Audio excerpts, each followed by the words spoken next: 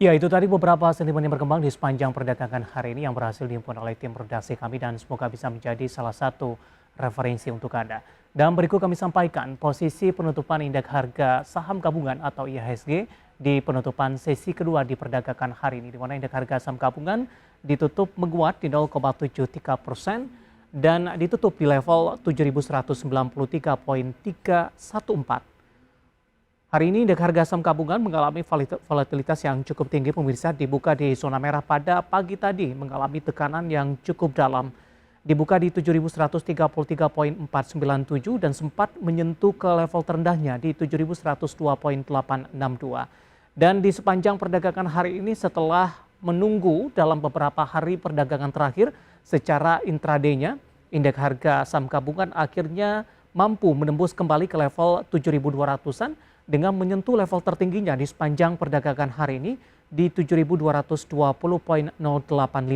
Namun sayangnya level ini tidak mampu dipertahankan hingga penutupan perdagangan di sesi kedua dan akhirnya indeks harga saham gabungan ditutup di bawah level 7.200-an, tepatnya di 7.193,314.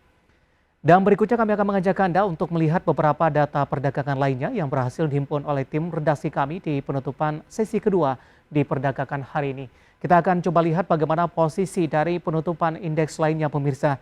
Seperti MNC 36 ditutup menguat di 0,38%, Jakarta Islamic Index juga menguat di 0,14%.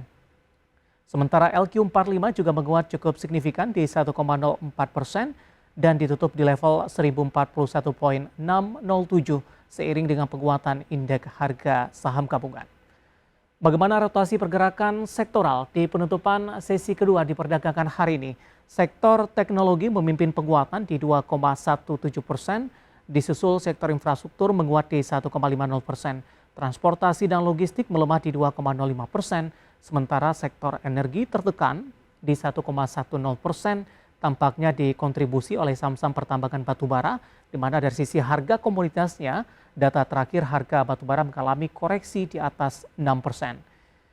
Berikutnya kita akan coba lihat saham-saham yang mengalami penguatan signifikan dan menjadi penggerak bagi indeks harga saham gabungan di penutupan sesi kedua hari ini.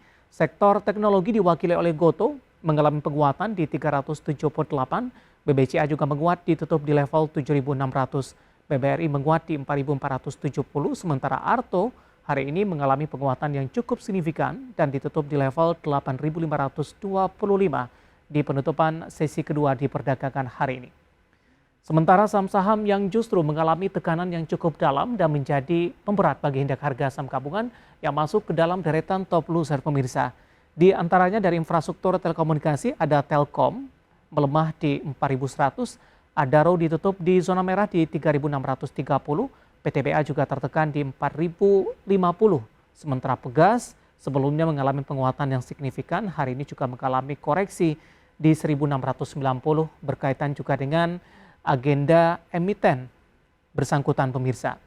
Dari update data domestik, kita akan coba lihat bagaimana data terakhir dari Bursa Asia yang berhasil dihimpun oleh tim redaksi kami. Di mana Nikkei Jepang menguat di 1,04% di 28.234,29. STI Singapura melemah di 0,20%. Kospi Korea juga melemah di 0,01%.